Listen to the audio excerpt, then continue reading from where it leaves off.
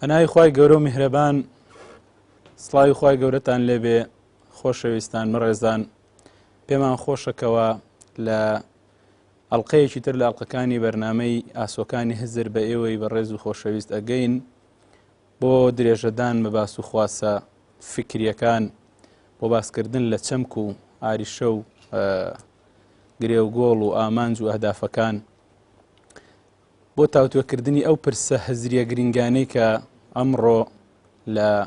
جیهانی ئیسلامی و لە کوردستان جێگای باس و خواسی گەرمی ڕۆشنبیران و بیرمەندان و خەڵکانی ئەهلی عیلم و قەڵەمن. هەروەکو بیرخستنەوەیەک بەرنامەی ئاسۆکانی هزر سەنتەری زەهاوی خاوەندارێتی و سپۆنسەر و ئامادەکار و پێشکەشکارێتی بە چەند ئەڵلقەیەک دێتە خزمەتی ئێوەی بەڕێز و خۆشەویست و لە هەر ئەڵلقەیەکە تەوەرێک لە تەوەرەکان ئەوروژێنرێ بە پێی پێویستی و گرنگی تەوەرەکە کەسانی پسپۆڕ و بیرمەندی بۆ بانکێش دەکرێ و سروشتی بەرنمەکەوەیە کە کەسەکان گۆڕاون و کەسێکی تایبەت لە ناو بەرنمەکەیان نییە، بەڵام هەمووی ئەچێتە چوارچێوەی ئەو هزرە وەسەتیە میانگیرەی کەوا سەنتەری زەهاوی بۆ لێکۆڵینەوەی فکری کاری لەسەرەکە. بۆ ئەم بەرنمەیە تەوەرەکەمان بریتیە لە سەرچاوەکانی هزری ئیسلامی. ئایا هزری ئیسلامی لەکوێوە سەرچاوە ئەگرێ و ڕەگەزەکانی ئەم سەرچاوەیە یاخود ڕەگەزەکانی ئەم هزری ئیسلامیە لەکوێوەیە، چۆن ئێمە بتوانین مەلامح و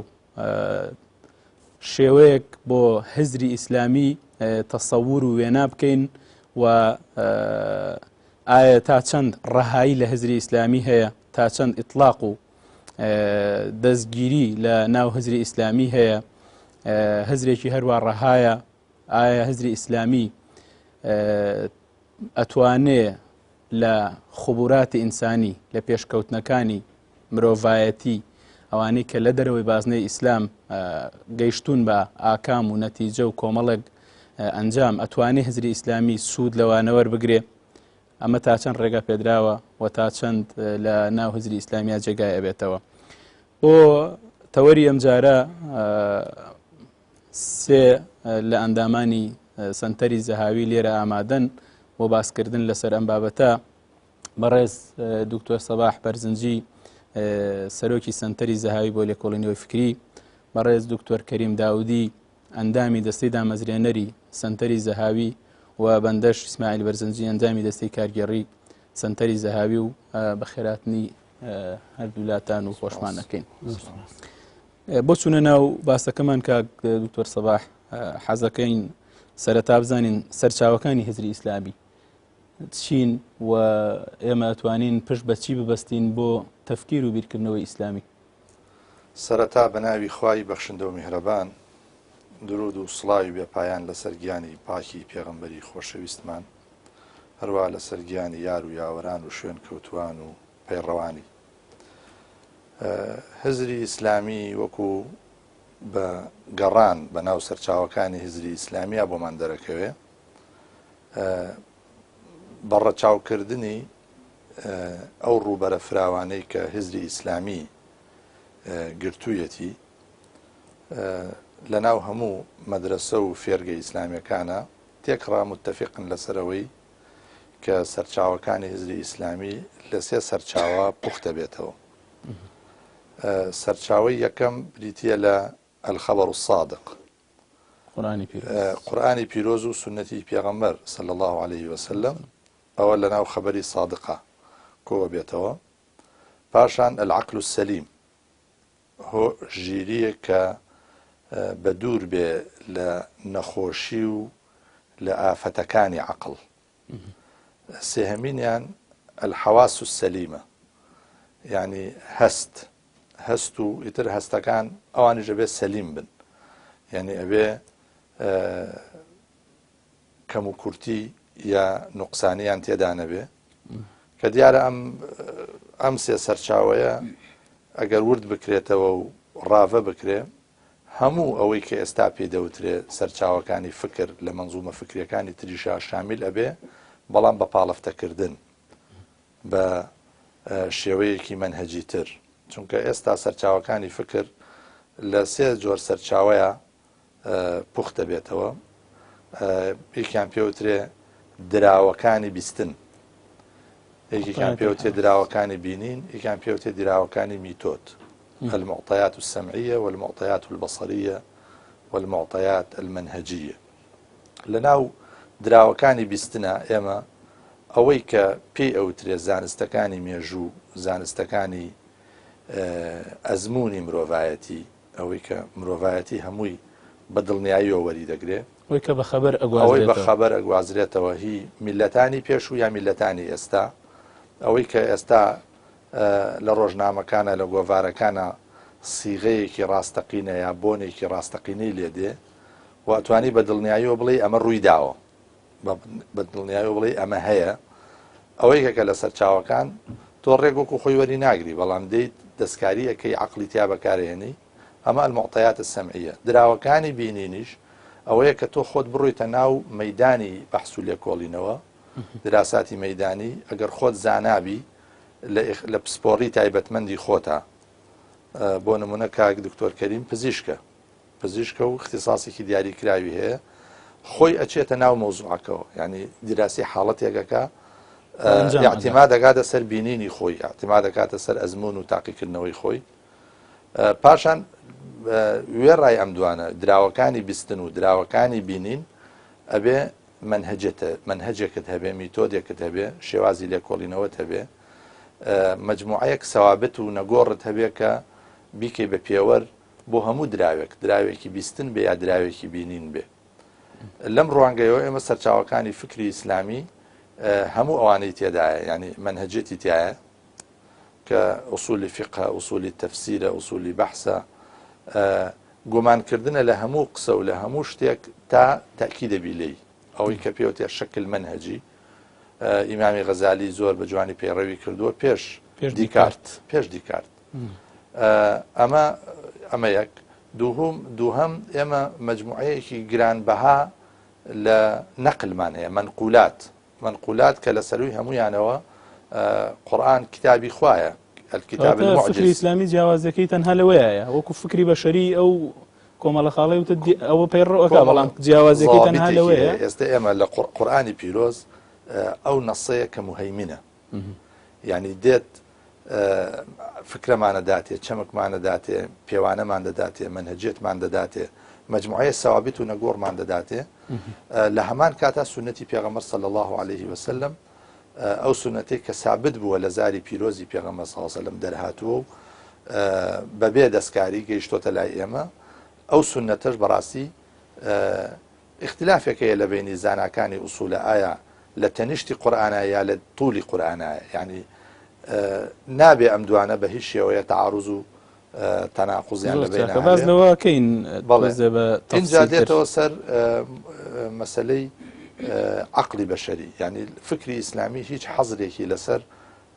ژیری و هۆشیاری و زانستە مرۆیەکان، زانستە سروشتیەکان و زانستە بەشەریەکان و تەجربەی ئینسانەکان نییە، بە دەلیلی ئەوەی تەماشاکەی لە داستانی بەلقیسە، کاتێ بەلقیس قسەیەکەکە إن الملوك إذا دخلوا قرية أفسدوها وجعلوا أعزة أهلها أذلة وكذلك يفعلون. أما گزارش لتجربيك إنسانية كتجربيك تاريخية بلام وكو قاعدة جيهنتوا قرآنش تقريري قاعدة كيوكا، يعني معناها وهي تجربة بشري أكريت وكو بنمايا كاري بيا بكري لبواري بلغهنانو فكر كرنو بكارهناني هزر زۆر چاکە. کاک دکتۆر کەریم جەنابەت کۆمنتێکت هەیە لەسەر هەمان سەرچاوەکانی فکری ئیسلامی؟ رب العالمين والصلاة والسلام على سيدنا محمد وعلى آله وصحبه أجمعين. دەست خۆشتان لێکەم سەرەتا لە تەلەڤیزیۆنی پەیام و لە سنتەری زاهەویش و لە جەنابیش. طبعا وانەی دکتۆر فەرمووی وایە، من هەندێک لەوانەی نەختێ بەنەوەی کتێب داڕێژمەوە. طبعا جناب ئاماژە بە خاڵێدا من ئەویست ئەوە بڵێم، عەقڵ و حەواس تقریبا قاسمێکی مشتەرەکە، کۆلکەی هاوبەشە، تقریبا ئەتوانی بڵێ لە بینی زۆربەی ئەفکارەکانە، مەگەر لەو ڕۆ ئێمە استدلالی پێ بکەین کە بڵێن ئیسلام یعنی دژ بە عەقڵ نییە، ومعارض نية لورقرتني أحكام عقل وأحكام حواس أجناو كتابة منديتي إسلام من وايبوش متابة منديتي فكري إسلامي بنسبة متقدمين ومتأخرين يعني أواني كباب صحابة وتابعين وأنا بنسبة أوان صحابة قرآن والسنة بو بنسبة تابعين وأقوال الصحابة هاتسر بنسبة إيمة متأخرين أتواني بلي كتاب السنة وكو مصادري أصلي ودواي ومساهمات مسلمانان لا تيجيشنو لا بابلين لا شروفا كردنو لا استنتاجات ولا استنباطات يعني لو دو سرچاوية تاكو رجار أمره كعندك فيلا مثلا إجماع علماء يا إساو علماني كهمانا مثلا علومي حديثة أصولي فقه علومي لغة علومي قرآن أمانة هموي بو إما تقنوكو سرچاوكي إضافية بو فكر إسلامي كخوي لأصلا داهناني مسلمانانا كواتا سرچاو سريكا كان بريتين لو سيبواري كباس كرا أمانة وكو سرچاوي كان بنسبة إسلام كتاب السنة عقل أداتك مناط تكليف يعني خواه سبحانه وتعالى همو تكليفة كاني شرطي تكليف بو عقل بو خلقاني عقل منده لا همو هناك تكليفة كان عقل شرطا مجنون أوانيك هوش يعني لإخواني تكليفة كان لسرني إن جاء البرنامج بيشوي وآماجتان برولي عقل كرد عقل يعني دوري كي سركي هي لإخوانتنا ولا دراسة كردن ولا استنتاجات دوای شڵا بە درێژی باز لەوەکەین ساگەر هەر لەسەر مەسادری فکری ئیسلامی کۆمنتی زیاتر هەبێ لە ئێمە گەر تەماشاین بکەین جانبێکێن نەزانم کاک دکتۆر ئاماژەی پێنەدا مەسئلەی ئێمە فەلسفەی ئەغریقیمان هەیە و فەلسفەی غەنووسیمان هەیە يعني فەلسفەی عەقلی غەربی هێلینی لەگەڵ فەلسفەی استشراق ئەوەی کە اعتماد لەسەر کشوفات و شتانە ئەکات ئەمێمە تاچڕادێک مەسەلەن بەشێکی زۆر لە ناو مسلمانان تا حدێک ئەویان بە سەرچاوێک لە سەرچاوەکانی کشوفات و ئیلهامات و ئەو شتانیان بە سەرچاو زانیوە بەڵامە طبعا تحقیقێکی باشیەوە تا چ حدێک مەسەلەن هینە جێی مشتمڕە لە بینی مسلمانان ڕاستەکەی مادام ئەچێتە ضمنی کەلەپورەوە توراسەوە ئەکرێ لەگەڵ توراسی ئینسانی و توراسی شارستانی ئیسلامیە ئەوە تەصنیف بکرێ وەکو تەصنیفاتی کە دایان ناوە زۆرێک لە بیرمەندان پێشتریش ئەوەی کە جەنابەت فەرمووت پێشتریش هاتوۆتە ناو حەزارەتی ئیسلامیەوە و بەتایبەت لە سەردەمی عەباسیەکانە سوودێکی زۆری لێوەرگیراوە وەکو خوبراتی ئینسانی بەڵێ جانی یعنی خلاصەکەی کورتێکم ئەوەی کە مەسە ئەوەی کە تایبەتە بە ئیسلامەوە یعنی مەسادری ئیسلام کتاب و سونەیە لەگەڵ ئیزافاتی مسلمانان لەو چوارچێوە لە چوارچێوەی شەرح و تێگەشتن و استنباطات و استنتاجات لە دەقەکانی قورئان و سونە و هەندێک زیاد لە تەطبیقاتی سەحابە و لە تەطبیقاتی پێغەمبەر صلی الله علیه وسلم زۆر چاکە کەواتە ئێمە ئەوەی کە لە فکری ئیسلامیە ئێستا ئەگوزارێ وەکو سەرچاوە باز ئەکرێ قورئان وابزانم هیچ یەکێک لە تەیارەکانی فکری ئیسلامی لەم سەریەوە تا سەری ئەو سەری بیگری کەسێک کێشەی لەسەر قورئان نییە کە مەزدەرێکی تەشریعی ئیسلامی و مەزدەری فکری ئیسلامی ینی سەرچاوەی هەموو بوارەکانی فکری ئیسلامیە بەڵام قسە لەسەر سەرچاوەکانی تر زۆرە ئەگەر ئێمە هەر لە ناو بازنەی ئیسلامیە بمێنینەوە بینین خەڵکێکی زۆر هەیە کەوا قسە لەسەر مەسەلەی سوننەکە یعنی پێیان وایە سوننەت خەڵکێک هەر ئەسڵەن ئینکاری سوننەت دەکا کە سوننەت نەک مەزدەری فکری ئیسلامی بێ هەر مەزدەری تەشریعی ئیسلامیش بێ حکمی لێ وەرناگیرێ هەندێک لە مقابلی ئەوانە هەیە کە مەسەلەن هەر پێیان وایە ئەوەندە شەئنی سوننەتیان بەرز کردوتەوە زۆر جار ئەو ئیستیدلالەی کە ئەیکەن بە فەرموودە و بە سوننەت ئەیکەن یعنی ناگەڕێنەوە بە قورئانیش وەکو مەزدەری یەکەمی تەشریع وەکوی کاک دکتۆر فەرمووی ینی حتى لا علماء متقدمين جدل لسر أو هي سنة لمقابل القرآن ياخذ هر لقل ياتيان لمرتبة نزم ترى جاء بما خوش يعني أو زيادة توضيح بين الرون كينو كآية مكانة السنة لا فكر إسلامية ولا تشريع إسلامية وآية إسلام بالسنة تجد وآية هي إسلام بالسنة وتمشكلة أخلقينه يعني أو بابته براسي جاي خلص سر كردنك يا دكتور من پێم وایە گەر بکرێ بەرنمەیەکی تایبەت بەوە دابنرێ لەلایەن جەنابتانەوە و سنتەر، بەڵام ئێستا ئێمە قسە لەسەر هێڵە گشتیەکانی سەرچاوەکانی فکر بکەین، فکری ئیسلامی. ئەوەی کاک دکتۆر کەریم فەرمووی کە مەسادری فکری ئیسلامی بریتە لە کتاب و سونە و ئینجا ئەقوالی سەحابە و دوای ئەوە ئیجماع و هەم مەوزوعانە، فعلەن ئەمە تایبەتمەندە بە بوارێکی زۆر بەرجەستە لە فکری ئیسلامیە کە فکری تەشریعیە. فکری تەشریعی ئیسلامی قسە لەسەر حکمەکە، قسە لەسەر حەڵاڵ و حرامەکە، یعنی ئەم بوارە حساسیەتی زیاترە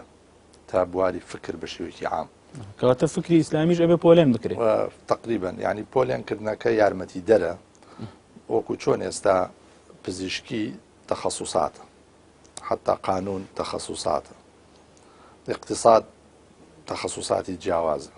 علمی اجتماع، علمی اجتماعی گوندمان هەیە، علمی اجتماعی شارمان هەیە، علمی اجتماعی سیاسیمان هەیە، هەموو ئەم پۆلیانکردنانە یارمەتی دەرە بۆ زیاتر ڕوونبوونەوەی شتەکان. ئێمە فکری فەلسەفیمان هەیە، قسەکردنە لەسەر پرسیارە ئەساسیەکان، لەکوێوە هاتووم، بۆ کوێ دەڕۆم، بۆچی هاتم، لەبەر چی هاتم، من کێم، من چیم. ئەمە بوارێکە کە لە توراسی ئیسلامیە، لە فکری ئیسلامیە گرنگێکی زۆری پێدراوە، قسەی لەسەر کراوە. بیزات شەر نییە مەسەرەن بڵێ لە فڵان ئاەت ئەم مەوزوعە وەرگیراوە، چونکە ئەمە کێشەی تەنها موسڵمانانیش نییە، کێشەی هەموو مرۆڤێکە، ئەوەی دیندارە ئەوەی بێدینیشە، چونکە ئەو پرسیاری بنەڕەتین. فکری قانونیمان هەیە، چی ئەبێ بکرێ و چی ئەبێ نەکرێ، چی مەسەلەن لە کۆمەڵگایە ڕێگە پێدراوە، چ شتێک ڕێگە پێنەدراوە، ئەوەی کە ڕێگە پێنەدراوە بۆ ئەوەی دووبارە نەبێتەوە ئەبێ چ سزایەکی بۆ دابنرێ، و ئەوەی کە ڕێگە پێدراوە لە چ حدودێکە ئەوەستێ. ئەمە کە فەلسفەی قانون باسیەکە و فکری ئیسلامیش قسەی لێ کردووە. فکری اجتماعیمان هەیە، کۆمەڵگا چۆن دروستە بێ، مەسلحەتی کۆمەڵگا چییە، چی دەگوزارێ و چی ناگوزارێ، گۆڕانکاری ئەبێ یا نابێ، گۆڕانکاریەکان چۆنە و چۆنی. هەموو ئەمانە سەرچاوی هەیە و سەرچاوەکانیش سەرچاوی تەسیسیمان هەیە، سەرچاوی کاشیفمان هەیە. سەرچاوی تەسیسی ئەوەیە کە بڕیارت بۆ دەدا، ینی مەجای مناقەشەت نییە، یعنی وەکو چۆن پزیشکەکە بڕیارەدا ئەم نەخۆشە بێ عەمەلیات بکرێ، ئیتر ڕئیس سەرۆکی لیجنە پزیشکیە کە بڕیارەدا کە ئەمە ئەبێ عەمەلیات بکرێ، بەڵام ئیتر دوایی عەمەلیاتەکە چۆنەکرێ، لە چه سەعاتێکا بە چه هەلومەرجێک، ئەوە مەجای ئیجتیهادی تایە. ئێمە هەندێک شت هەیە ئەتوانین هەموو شتێ بیری لێ بکەینەوە بێجگە لە ذاتی پەروەردگار، خودی ذاتی پەروەردگار قسەی تیان نییە، ناتوانی، چونکە ئەدەواتی فکرەکەمان نییە، ئەدەواتی پێویست ناگەی بە نەتیجەیەک. بەڵام ئایا خوای پەروەردگار ئەسما و صفاتی چەنە، چۆنە، ئەو اختلافە دوور و درێژە لەو بوارە دروست بووە. ئەمە مەذهبی سەلەفە، ئەمە مەذهبی متەکەلیمینە، ئەمە مەجای قسەی تایە، مەجای فکری تایە. لە فکری من ئیجتیماعیە، خێزان نهادێک و مؤسسەیەکی ئەساسیە، ئەمە هیچ مەجای تیانە کە بڵێ با خێزان نەمێنێ، بەڵام ئەو خێزانە چۆن دروست بکرێ، چ زەوابیتێکی هەبێ و چ یاسا و ڕێسایەک پەیڕەو بکرێتیایە، ئەمە مەجای فکرە، مەجای بیرکردنەوەیە. ئێمە مەسەلەن قسەی تیانی ئەبێ نوێژ بکرێ، نوێژ واجبە، ڕۆژ واجبە، حەج و زەکات ومانە هەموو واجبن بە مەرجەکانی خۆیان، بەڵام ڕۆژوەکە چۆن بگرم، ئایا دەرەجەی مەجالاتی ڕوخسە لە مەسەلەی ڕۆژوە، لە مەسایلی کورتکردنەوەی نوێژە، یا مەسەلەن لە ئەنجامدانی فەریزەی حەجە، ئەوە مەجای ئیجتیهاداتە و هەموو ئەم ئیجتیهاداتە کۆ ئەبێتەوە ئەبێ بە مەحسوولێکی فکری بۆ کۆمەڵگای ئیسلامی. جا ئێم بێنە سەر کتاب هەموو متتەفیقین لەسەرەوەی کە کتاب سەرچاوی سەرەکیە، بەڵام ئێمە چۆن دەقەکانی کتاب بخوێنینەوە، چۆن پۆلێنیان بکەین. مەسەن دەرەجەی وزوح و خەفا، یعنی ئاەتی وایە زۆر ڕۆشنە، ئەسەن مناقەشەی تیان ناکرێ، ئاەتی وهەیە اجتهادات هەڵەگرێ دەلالەتی ظنی و ئەمانەکە لە کتێبەکانی ئوسولی فقه باسەکرێ لێنە سەر سنە ئێمە من دڵنیام هیچ مسلمانە ناتوانێ بڵێ پێغەمبەر صلی الله عليه وسلم مجرد مبلغێکە ئەگەر وابێ منیش ئێستا قورئانە گەێنم بە خەڵک ئایا من دەبم بە پێغەمبەر نەخێر مبلغە یعنی بەلاغی مبین یعنی پێغەمبەر صلی الله عليه وسلم ئەوەی کە پێویستە سەبارەت بە حکمی شەرعی سەبارەت بە عەقیدەی صحیح گەیاندوویەتی بە طرفی بەرامبەر و طرفی بەرامبەر قسەی نەماوە لە مۆزوعەکە یعنی ئەوەیە بەلاغ ئەنا مجرد گەیاندن جا ئەمە بەچیە بێ ئەگەر پێغەمبەر صلی الله عليه وسلم بۆ خۆی حوجە نەبێ بۆ خۆی قسەکەی بەڵگە نەبێ هەر وشەی مبینەکە بەڵێ بەڵێ ڕوونیە کاتەوە وما على الرسول إلا البلاغ لێرا خەڵکێک گەڵێ پێغەمبەر صلی الله عليه وسلم تەنها گەیەنەرە پێغەمبەر تەنها گەیەنەرە لە مقابلی کەسێکەوە کە پێی وایە پێغەمبەر گەیەنەر نی ینی بە تعبیری زاناکانی ڕەوانبێژی قەسرەکە یا حەسرەکە حەسرێکی ئیضافیە یعنی ئەوە نییە کە سیفەتەکانی تری لێلابەی ئەوە نییە کە بڵێ پێغەمبەر مشەڕع نییە مقنن نییە ئەمە ئەسڵەن شبه ئیجماعێکی لەسەر دروست بووە لەناو عولەما و مفەکرینە بۆیە شخصیەتی پێغەمبەر صلی الله عليه وسلم بە تعبیری فەلاسیفە مەقصودی بالذاتە یعنی ذاتەن مەقصود بووە خوای پەروەردگار ئەوی هەڵبژاردووە کە ئەم پەیامەی لە ڕێ ئەوە بگەیەنێ و ئەویش بە جوانترین شێوە گەیاندوێتی و هیچ کەم و کورتیە و هیچ کەم تەرخەمیە لە وەزیفەی گەیاندنەوە لە وەزیفەی ڕوونکردنەوە و بەیانە نەبووە جا بەم معنایە سنەتی پێغەمبەر صلی الله عليه وسلم بە شەرتی ئەوەی کە ثابت بێ سنەتی ئەوە ئایا بە گفتار بێ یا بە ڕەفتار یا بە هەڵوێست قولا وفعلا وتقريرا ئەبێ بە سەرچاوەیەکی دەوڵەمەند بۆچی چونکە تەجربەیەکی ئینسانی فەریدە بەڵام نەک بەو معنایی تۆ بێنی حرفیەن ئەو سنەتە بێنیت تۆ بێت لە ڕۆح و لە مەغزای سنە حاڵی ئەوە گرنگە قسەی لەسەر ڕۆح و مەغزای سنەت چییە ڕۆح و مەغزای سنە بۆ نمونە لە سیواکردنە ئایا فعلا ئەو دارە معەنە کە پێوتە داری ئەراک مەقصودە بۆ ئەوەی کە بۆ تەطبیقی سنەتەکە یا ئەوە کاک دکتۆر کەریم جوانتر دەتوانێت ڕوونی کاتەوە یا هەدەفەکەی ئەوەیە کە ئینسان دەمی پاکاتەوە خۆی پاکاتەوە ئاگاداری دان و ناودەم و ئەو شتانەی بێ بە هەر وەسیلەیەک بێ جا لەو کاتێ ئەو وەسیلەیە لە بەردەستا بووە ئێستا ممکنە وەسیلەی باشتری شەوێ ئایا ئەگەر ئێمە داری ئەراک بەکارنێنین بەڵام بە وەسائلی ئەمڕۆ سیواکی خۆمان بکەین دەمودانمان بشوین ئایا نەمانتوانێت سونەتەکە تەطبیق بکەین ئەمە هەمووی مەجای فکر و مەجای قسە لێکردنەوە کەس ناتوانێت بڵێ من ئەم قسەی منە ئیلا و بیلارە قسەکەی منە بۆ چونکە بۆی فکر نەوەستێ بۆی ڕوتی فکر نەوەستێ زۆر چاکە هەر ئیزافەتەن بە قسەکانی کاگوتۆر یعنی ئەو هەموو توراسە گەورەیەی سنەت کە لە بەردەستایە بەڕاستی ناکرێ هەروە لە بۆشیەوە هاتبێ یعنی ئەو کەسانەی کە ئینکاری ڕیوایات ئەکەن ئینکاری فەرموودە و سنەتی پێغەمبەر صلی الله عليه وسلم ئەکەن یعنی چاویان داخستووە لە مقابلی ئەو هەموو توراسە گەورەیە کە بە چەندین ساڵ دروست بووە یعنی ناکرێت توراسێکی ئاوا خەڵکێک بێ متفق بێ لەسەر ئەوەی کە دای بنێت یعنی لە دواییە جیلی دواتر ئێستا ئێمە لەم سەردەمەیین ئەگەر باز لە 40 ساڵ 50 ساڵ لەمە و پێش بکەین کۆمەڵێک ئەحداث هەبووە کۆمەڵێک ڕوودا و قسە و گفتار هەیە تەدوین کراوە ناکرێ ئێمە ئێستا بین هەمومان لەم سەردەمەیە ئیتیفاقکەین لەسەرەوەی مێژوویەکی کولتوری کە لە پووری بە ئەو سەردەمە دروست بکەین کاگوتۆر یعنی توراسی ئیسلامی ئەم هەموو توراسە زەخمەکە نەقل کراوە ناکرێت توراسێک بێ جیلی دواتر دروستی کرد بێ ئەبێ هەر لە سەردەمی پێغەمبەر صلی الله عليه وسلم بەو شێوەیە تەشکیل بوو بێ جا ئایا لە چۆنێتی ڕیوایەتەکەیە بە چ طریقەیەک ڕیوایەت کراوە چەنی گەیشت و چەنی نەگەیشتووە ئەوە عولەمای حەدیث قسەیان لەسەر کردومە مەسایلی جەرح و تعدیل و نەقلی خەبەر و ئەوانەیە قسەی جەناب لەسەرەوە بەڵێ من طبعا بەس بە سنەوە وەکو جەنابت فەرمووت یعنی کێشەکە نەک تەنها لە سنایە کێشەکە طبعا لە ئەدەواتی فەهمی قورئانی شا کە دکتۆر سەباح ئاماژەی پێدا یعنی ما لە قورئانیشە اختلافاتمانەیە لە بینی ئەوانەی کە یانوە لە مەقاسدی دەقەکان تێبگەن یانوە لە سەرواڵەتی دەقەکان بوەستن بەڵام من لەو ڕۆی کە ئایا قورئان مصدر یا مصدر نییە ئەوە تقریبا متفقن لەسەرەوە بەس بۆ جۆرە میتۆدی تێگەشتن لە قورئان ئەویان مناهجی مختلفەیە جیاوازەیە بەس بە سنەوە کێشەکە لەوێ یعنی ئیزافە بۆ بوونی ئەم مناهجە جیاوازانە بۆ تێگەشتن لە سنۆک و دکتۆر ئاماژەی بە مەسلەی سواکەکەدا کێشەیەکتر لە ئارایە ئێستا ئەم کێشەیە مەسلەی حجێتی سنە یان پێش ئەوەش مەسئلەی با بڵێن سبوتی سنە یعنی پێغەمبەر صلی الله علیه و سلم ئەو شتانەی وتووە یان نەیوتووە تاج حەدێ وتوێتی ئەگەر قسە لەسەرەوە بکەینەوە گرنگە سبوتی سنە ینی خەڵکێکی ئینکاریە واکە کە ئەمانە ئەسڵەن لە پێغەمبەرەوە صادر بوو بێ ئەگەر لە پێغەمبەرەوە صادر نەبووە صلی الله عليه وسلم خۆ قورئانیش هەر لەوە بە ئێمە گەیشت بەتەکید خۆ ئێمە قسەیەکی زۆر ناعلمیە قسەیەکە زۆر ئەعتماد لەسەر هەندێک شتی بە سەطحیکردنی شتەکان لەوە سەرچاوە ئەگرێت ئەوەی کاڵێ مەسەلەن سنە متەواتر نییە یا لەبەرەوەی کە ئەمە یا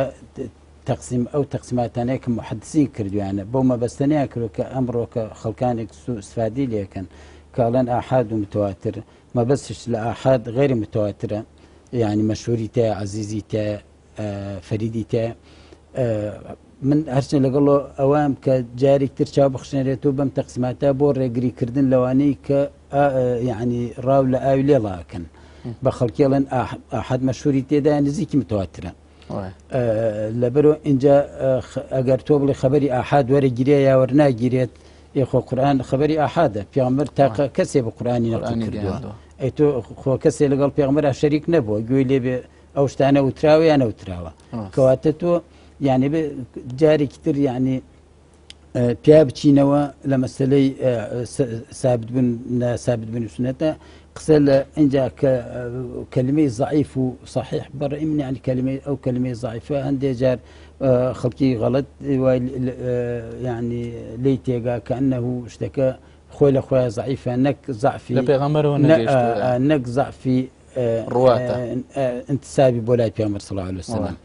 ئەمە کێش طبعا ئێمە هینێکەیە با بڵێن ئەمبەرمان هەیە و ئەو بەریشمان هەیە ئەگەر ئەهلی تەسەوف تەماشا بکەین مەسەلەن بەبێ زۆرێکیان یعنی ئێمە دایم تەعمیم ناکەین بەڵام زۆرێکیان بەبێ هین هەروتیان پێغەمبەری خوا فەرمیوەتی بەبێ تەدقیق و تەحقیق بووین زۆرێکیان لێ وەرەگرن لەولا فەیەکی تر پێیا بووە ئایا لە ردود فعلی ئەوە یا لە ردود فعلی ئەم واقعەتاڵەی عالەمی ئیسلامیایە کە ئەم اختلاف و شتە ئەبینن ئەم ژێردەسەیە و ئەم دواکەوتوویە ئەبینن هاتوون لێکیان داهاتوە بۆچی دواکەوتون سەبەکەی تەفەڕقە بۆچی متەفەرقین بە خەیاڵی ئەوان سەبەکەی ئەم محەدیثە زۆر زەبەنەیە لە واقعیشە حەدیث عاملی تەفریقە نیە عاملی وحدەتە دوای ئەگەر بوار بێ باسێکن لەو لاشەوە کۆمەڵێک تر هەیە یعنی زیاد لەوەی کە پێغەمبەر بۆی دیاریکرا بۆی هینەکە بۆی بڕیار ئەدەن وەکو مەسەلەن عەبدولکەریم سروش لە مەقالەی توتی و زەمبورە ئەو تەنانەت نەکرد ئەڵێ سنە قەولی پێغەمبەرە ئەڵێ تەنانەت قورئانیش قەولی پێغەمبەرە ئەڵێ قورئان بەمانە لە مەقالەی توتی و زەمبور توتی یعنی توتی هەموو زەمبور یعنی مێشەنگ یعنی و تەشبیه پێ ئەڵێ ئەگەر ئێمە بڵێن پێغەمبەر تەنها مبەلغە ئەمە ئیهانەیەکی گەورەیە بۆ پێغەمبەر بەڵکو بێ بڵێن پێغەمبەر صلی الله علیه وسلم ئايات بەمەعنا دابەزێتەوە سەر دڵی پێغەمبەر وەکو مێشەنگ چۆن ئەگەر بە دوای هەموو گوڵەکە بە دوای گوڵی جۆرا جۆرا دوای خۆی شەرابێکی شەرابی جۆرا جۆری لێ دەرێنێ پێغەمبەر صلی الله علیه وسلم ئاوا بوو یعنی معانی دابەزێ سەر دڵی دوای خۆی دایڕشتوتەوە بە متەئەسر بوون بە پاشخانی فکری و نەفسی و اجتماعی و کۆمەڵە شت باسەکات لەسەر وەڵە مەسە ئاەتی وا بۆ زۆر لە کاتی بەرزی ڕۆحیە بۆی هاتووە والله نور سەماوات والأرض زۆر بەلیغە ئاەتی واشەیە لە کاتی پەستیا بۆی هاتووە بە هیچ بەلاغەتی تیانێ و کتە بە تێدا ئەبیلاب من لە کۆنگرەی بەرگری لە قورئانی پیرۆزە ڕەدی ئەم شتانە بداوەتەوە کە ئەمە هەڵێکی زۆر گەورەیە یعنی پێغەمبەر صلی الله علیه وسلم لە نەقلی کەلامی خوا دەوری توتی نابینێ بەڵکو ئەگەر کەلامی خوا وەکو خۆی نەقل بکرێ قووەتی زیاتر وەکو تۆ پاشایەک نامەیەکی خۆی بنووسێت بە دەستی خۆی بنووسێ و نوێنەرەکەی بخوێنێتەوە یا شتێکی شەفەی بڵێ و نوێنەرەکەی بچێ دایڕژێتەوە قووەتەکە لەوایە کە بەدەستی خۆی نووسیبێتی لەبەر قورئان کاریگەرترە ئەگەر بێت و بە لەفز و بین اینجا ئەدیلە زۆرە لەسەر کە قورئان من ڕەدیۆشم داوت و کە قورئان بە لەفز و بە مەعنا دابەزیوە گنا پێویست نییە کەسیان زایەت باسی بکە کە قورئان بە زمانی عەرەبی دابەزیوە معناکەی زمانی هەیە معنای دابەزێتە باسی ئاجازی قورئانی ئەو هەموو ئاەتێ مدحی قورئانە کە باسی عەزەمەتی قورئان خلاصە يعني ئەمە ئەبینین لە بینی دوو تەوژمان تەوژمێکیان بەو شێوەیە يعني ئێوێ هەموو شتەکان با بە پێغەمبەری خوا صلی الله علیه وسلم تەوژمێکیان ئێوێ هەموو شتێ لە پێغەمبەر بسەنێتەوە و قسەیەکی دکتۆر سەباح بۆی هینە يعني ئەمانەتەن من لەوم بیست يعني جارکیان داشتوتی کانەوە هەموو کەسێ بۆ هەیە قسە لە قورئانە بکە پێغەمبەر نەبێ تەنها خۆی نەبێ پێغەمبەر تۆ کاتێ تەماشای قورئانی شەکەی قورئان يعني مەجالێکی زۆری تێدا بۆ عەقڵی بەشەری يعني گەروانە بۆ يعني هەموو کەسێک بۆ هێشتا لە قورئانە بکات بەو شەرتەی لە ئەدەواتەکانی و يعني ئەهلیەتی تیابێ ئەی کەواتە تۆ ئەگەر ئەم ماف بە هەموو کەسێکە دەی ئەو مافەچۆن لە پێغەمبەر زەوتەکەیتەوە ئەمە خاڵێکی تر تۆ ئایا پێغەمبەر حەکیم بووە یا حەکیم نەبووە مایتیانەیە کابرایکی زۆر ئینسانێک زۆر ناجح بووە زۆر حەکیم بووە زۆر ئەی باشە ئەم يعني ئەقوالی ئەم هەموو حوکەما و فەلاسفە و هینانە نەقڵ ئەکرێت کە شروعی نەقلەکانی زۆر هینتر بووە لاواستر بووە لە هینی وەسائلی نەقلی ئەحادیثی پێغەمبەر چۆن ئەوە وەرەگریت و بە توراسێک بینێک و توراسی پێغەمبەر صلی الله علیه وسلم یا ئەحادیثەکانی پێغەمبەر صلی الله علیه وسلم کە هەمووی حکمەت و هەمووی نوری لێبارێت و تۆری ناگریت و پێغەمبەری خوا زەربی سفرەکەی اینجا هینی پێغەمبەر صلی الله علیه وسلم لە تەنها لە یەک بوارە نییە پێغەمبەر صلی الله علیه وسلم تەنها لە یەک بوارە قسەی نەکردووە لە بواری تەشریع قسەی کردووە لە بواری ئەخلاق قسەی کردووە و حەزەکەی باسکردن لەسەر ئەوە هەڵەگرین بۆ دوای ئەم ناوەڕەکورتەی کە وەری ئەگرین و دواترە گەڕێنەوە بۆی باز لەوە بکەین کە سابت بوو سنت مەصدرێکی سەرەکی تەشریع و فکری ئیسلامیە بەڵام ئایا ئێمە چۆن تەعامل لەگەڵ سنەتا بکەین ئایا هەمووی وەکو خۆی کە لە توراسە هاتووە وەربگرین تەصنیفاتی بۆ بکەین ئەوە لە دوای وەرگرتنی ناوەڕێکی کورد ئەگەڕێنەوە بۆ درێژەدان بە ئەم باس و خواسە بۆ بنیادنانی فکرێکی ڕەسەن و میانڕۆ بۆ ئاشنابوون بە میتۆدێکی زانستی پەیوەست بە هەڵسوکەوت لەگەڵ کەلەپوری ئیسلامی بۆ شارەزابوون لە دیاردەی ژیاری و کللتوریە هاوچەرخەکان و گەڵاڵەکردنی تێڕوانینێکی دروست سەنتەری زەهاوی بۆ لێکۆڵینەوەی فکری لە میانی کتێب و بڵاوکراوەکانیەوە هەوڵەدات بۆ دووبارەهێنانە گۆی دەقە پیرۆزەکان و چۆنیەتی دابەزاندنیان لە بوارە جیاجەکانی ژیانی گشتیدا سەنتەری زەهاوی بۆ لێکۆڵینەوەی فکری هەوڵی ڕەخساندنی کەشوهەوای گونجاوەدات بۆ بەکاربوونی عەقڵ و بیر و ڕانانی هزری لەم پێناوەشدا هەردوو سەرچاوی قورئانی پیرۆز و فەرموودەی بەرز بە بەکارهێنانی هۆکارە زانستیە ئیسلامی و کۆمەڵایەتی و سروشتەکان ئەکاتە بنەما سەنتەری زەهاوی بۆ لێکۆڵینەوەی فکری لە ئێستادا دەیان ناونیشانی جیاجە لە بڵاوکراوەکانی سەنتەری زەهاوی لە کتێبخانەکاندا بە هەردوو زمانی کوردی و عەرەبی دەسەکەوێت دووبارە سڵاو بەڕێزان گەڕاینەوە بۆ درێژەدان بە باس و خواسەکانمان وە لە ناو باسکردنی سەرچاوەکانی هزری ئیسلامی باز لە سنەتی پێغەمبەر ئەکەین صلی الله عليه وسلم باسمان لەوە کرد کە سنەت سابتە و سەرچاوەیەکی گرنگی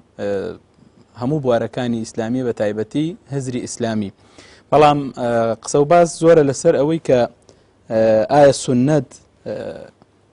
مەراتیبی هەیە یان نیەتی ئایا سنەت ئەکرێت تەصنیف بکرێ یان ئەکرێت سنەتی پێغەمبەر صلی الله عليه وسلم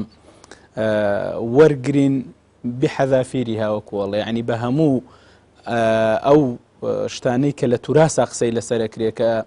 جێگای گومانە کە جێگای کۆمەڵێک قسە لەسەرکردن و هەڵسەنگاندن و تەقیمی علمیە ئایا ئێمە و تەقیمە علمیە بکەین بۆ سنەت یاخود ئەوەی کە سابت بوو سنەتە و لە کتوبی صحاحە هات ئێمە یەکسەر وەریگرین و بڵین سنەتە تا قسەیەک هەیە لەسەر ڕەئی علەمای متەقەدیمین علەمای حەدیث کە شروطیان داناوە ئەوترێ یەکێک لە شەرتێکی جەوهەریان فرامۆش کردووە کاک دکتۆر ئەگەر قسە لەسەرەوە بکەین شەرتێکی جەوهەریان فرامۆش کردووە بۆ حەدیثی صحیح ئەویش ئەوەیە کە تەعارضی لەگەڵ نەسێکی قورئانیان نەبێ یعنی ئەو شەرتەیان دانەناوە کۆمەڵێک شروطیان هێناوە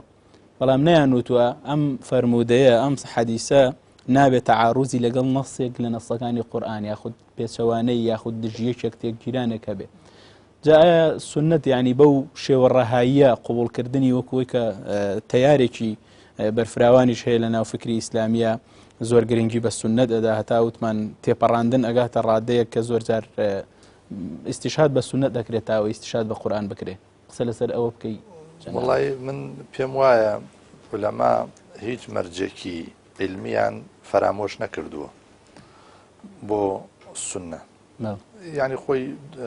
دوو مەرحەلە هەیە بۆ تێگەیشتن لە سنە. مەرحەلەیەکیانەوەیە سابت ببێ ئەمە ڕیوایەتە لە پێغەمبەر صلی الله عليه وسلم بەپێی ئەو سەنەدەی کە باسەکرێ، پاشان پاژەوەی کە سابت بوو ئەمە لە زاری پێغەمبەر صلی الله عليه وسلم دەرچووە، دێنە سەر ڕاوەکردن و لێکدانەوەی، یعنی ڕیوایەتەکەی اینجا دیرایەتەکەی. یعنی لە پێش ئەگەر سابت بێ ئەمە فەرمودەی پێغەمبەرە بە دوو شێوە سابتە بێ. یەکەمینیان بە سەلامەتی سەنەدەکەی لە هەندێ عیب و ئەو شتانە، مەسەلەن ئەگەر لە ناو سەنەدەکە کەسێکی نەناسراو هەبێ، کەسێک کە زەبتی نەبێ، کەسێک کە تۆمەتبار بێ بە یەکێ لەو تۆمەتانێک کە لە کتێبەکانە باسکراوە، ئەمە لایەنێکی تریش ئایان مەتنی فەرمودەکە بە تەواوی هاتووە یاخود لە چ سیاقێکا باسکراوە بۆی معنای دەقاودەق و سەریح و حەقیقی فەرمودەکە وەربگیرێ. ئێمە بڕوامان وایە پێغەمبەری خوا صلی الله عليه وسلم لەژێر پڕتەوی قورئانە ئیشەکە، فەرمود قسەکانی کردەوەکانی هەڵوێستەکانی لە پڕتەوی قورئانەیە، کەواتە پێویست ناکە ئێمە بڵێن وەکو نەسێک ئەبێ سنە متعارض نەبێ لەگەڵ کتاب، حتمما متعارض نییە. تعارض جاهل لەگەڵ تەناقض، تعارض بمعنى تناقض نییە. ئێنا تعارض یعنی چی؟ یعنی لە بەرامبەریا هەندێ شت هەیە کە لە قورئانە ڕەنگە باز نەکرابێ بەڵام لە سنەتا باز کراوە. بۆ نمونە لە قورئانە کەی باسی کاتەکانی نوێژ بەو سەراحەتە هەیە؟ نییە. یا باسی ڕکاتەکانی نوێژ نییە. تەفسیلاتی عیبادات لە سنەتا هەیە. بۆچی؟ چونکە پێغەمبەر صلی الله عليه وسلم بە شێوەیەکی کردەوە، بە شێوەیەکی کردەیی بە تەطبیق لە بەرچاوی سەحابا کردوێتی، کەواتە ئەوەی کە لە قورئانە بە مجمەلی هاتووە بە ڕوونی لە سنەتی پێغەمبەر صلی الله عليه وسلم باس کراوە. دیسان هەندێشتی تر پەیوەندی بە بەڕێوەبردنەوە هەیە، پەیوەندی بە قوانینی خێزان و کۆمەڵگا و دەوڵەتداری و شتانەوە هەیە، لە قورئانە بنەمە ئاساسیەکەی هەیە، بەڵام تەفسیلاتەکەی شێوەی پراکتیزەکردنی لە سنە هەیە. ئەوەی کە لەم لاولاو ئیسارە ئەکرێ کە گوایە ئەمە فەرمودەیەکی پێغەمبەرە پێچەوانەی قورئانە شتیوان نییە. مادام فەرمودەی پێغەمبەرە صلی الله عليه وسلم پێچەوانەی قورئان نییە، خەلەل ڕەنگە لە فەهمی خەڵکەکەیە بێ. بەڵام ئایا ئێمە توانین پۆلێنی فەرمودەکانی پێ بکەین؟ هەر ئەو کتێبانی کە لە بەردەستایە صحیحی ئیمامی بوخاری بێنە، ئیجتیهادێکی بەشەری موفقە کە هاتووە و فەرمودانی کۆ کردوێتەوە، تەبییبی کردو. ئەو تەبییبەی کە ئێستا لە کتابی بوخاریە هەیە لە زمانی پێغەمبەر صلی الله عليه وسلم نەبووە.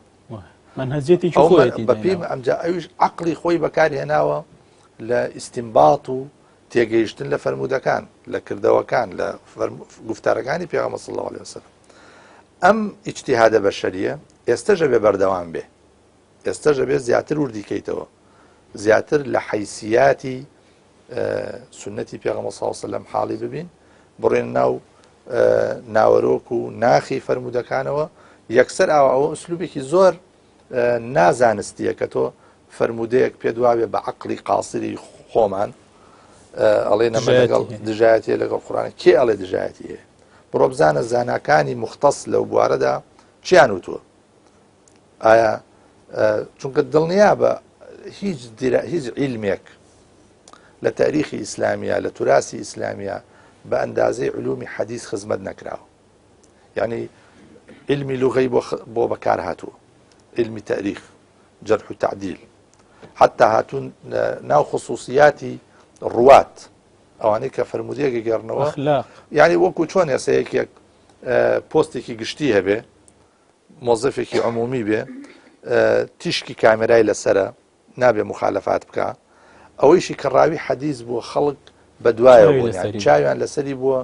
ئەگەر مخالفەیەکیان لەسەر تۆمار کردبێ لە دەرەجەی ئەعتیباری ڕیوایەتەکەی هاتۆتە خوارەوە ئەوی کردو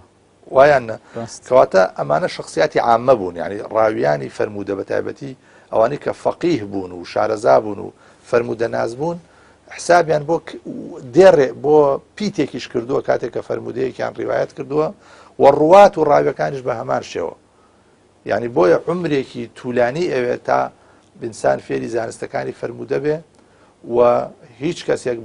بەو ئاسانیە ناتوانێت لەو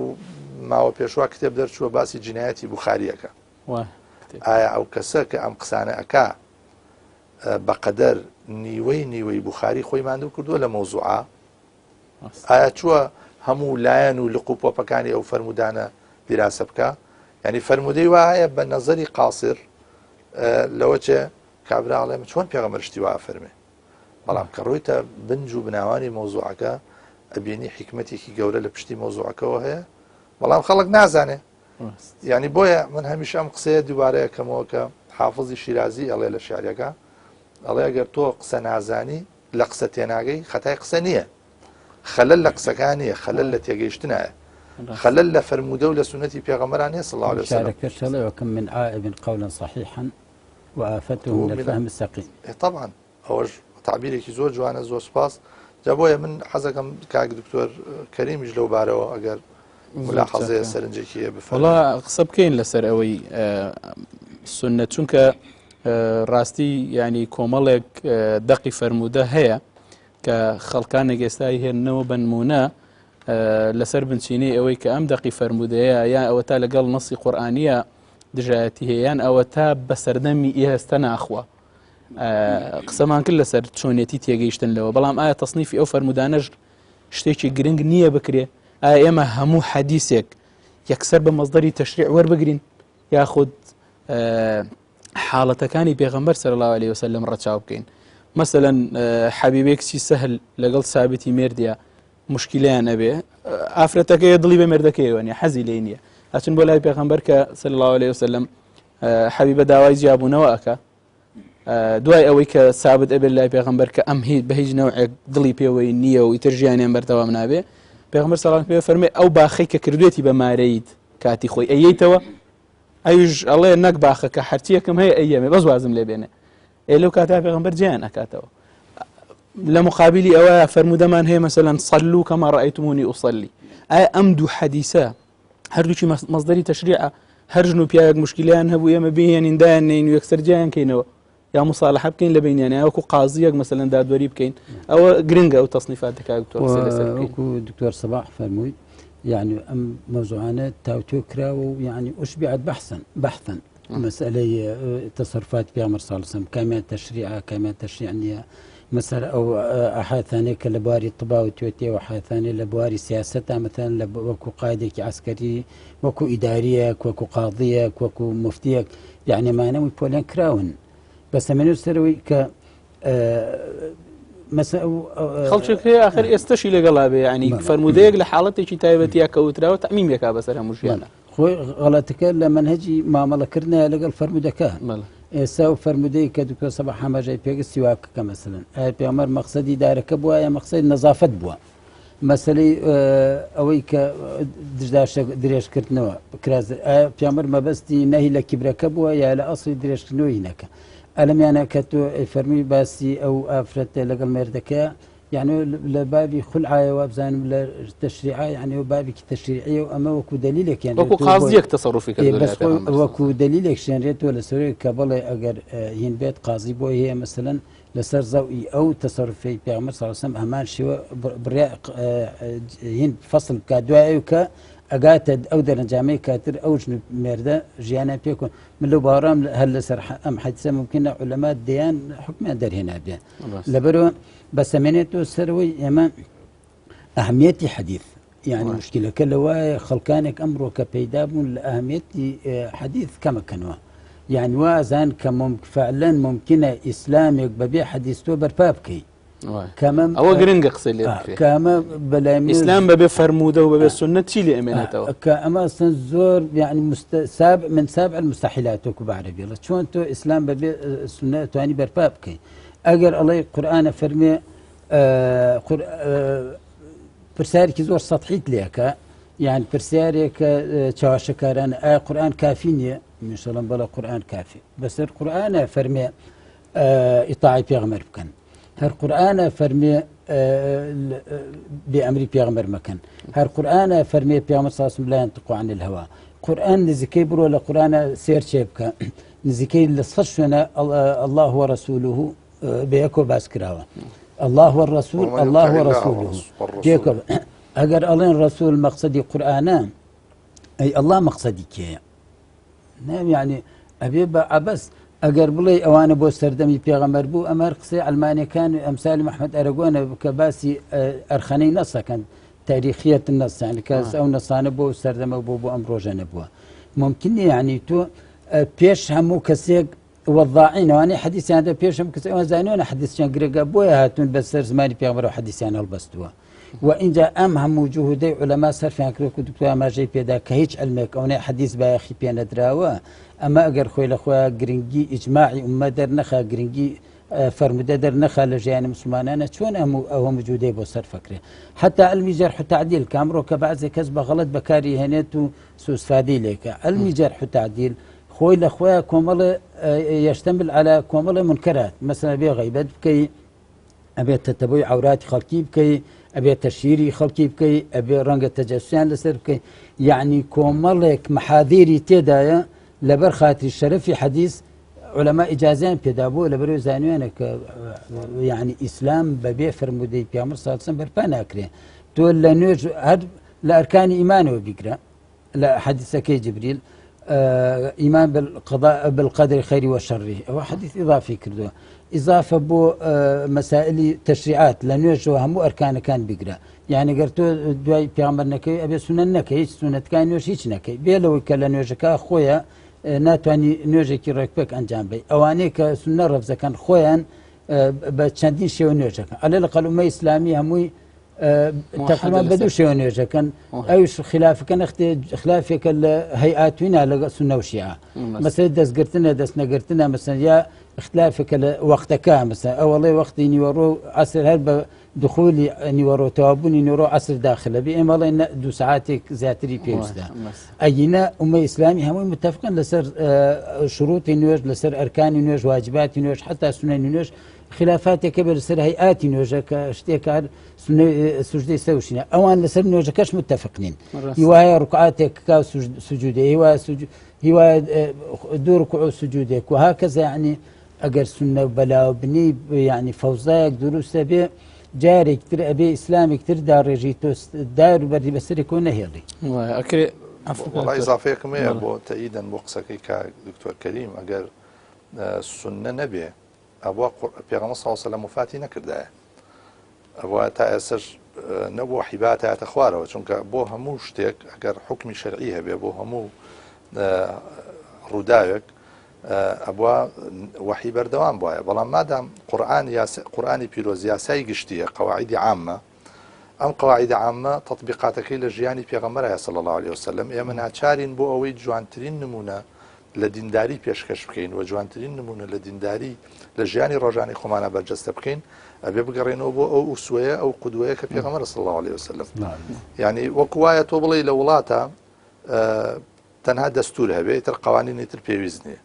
يا كقوانين هبو بيوزمان بتعليمات وزارة كان كاتاكري بلين السنات بريتي لتطبيق جيان تطبيق عملي قرآني بيروز لجياني إنساني مسلمانة وكنقطة جي تريجا بقرينا وبو هر سنتريش كار لسر أو كاجر إما ببي بمستبالاكاني شريعة تعامل لقد سنتها بكين أو كاتيز قرفتك ما نامنه سنة ور أجيري بلام ببي أو مقصد وما بستاني كتحقيق أكري لجيانا أكري إنسان ببي منهجتك علمي يعني أويك زانا كان باسيا كان لزانستي أصولا ولا علوم حديثة ولا أصول تفسيرها منهجتك علمي ومجموعيك ضوابطها بو ما ملكردنا قالها مو دقيقة بۆ هەڵسەنگاندنی هەموو فکرێک ئێمە قسەمان لەسەر سەرچاوەکانی فکرە سەرچاوەکانی فکر کە قورئان و سونەت و ضابطی منهجیدا ئەنرێ بۆی ئەوەیە کە تۆ پێوەرێکت هەیە بۆ هەموو تێگەیشتنێک بۆی بزانی ئەم تێگەیشتنە چەندێ نزیکە لە ڕاستیەوە ئەبێ لەو پێوەرانە دەرچێ بە پێ و پێوەرانە بێتە بەرنامەکەشمان تەواو بوو بەڕاستی ئەم بابەتانە قسە و باسی زیاتر هەڵەگرێ هیوادارین لاڵقەکانی داهاتووە درێژەی پێ بدرێ بۆ ئێمە لە ئێستایا هەر ئەتوانین بەو شێوەیە قسەی لەسەر بکەین و بابەتێکی دوور و درێژ و توولانیە بۆ داهاتووی شەڵا قسەی زیاتری لەسەرەکرێ و ئێمە لەم کاتەیە کۆتایی بە بەرنمەکەمان ئەهێنین تا ئەڵلقەیەکی تر و بەرنمەی داهاتوو باس و خواستێکی تر و چەند میوانێکی تر بەخوای گەورەتان ئەسپێرین خواتان لەگەڵ.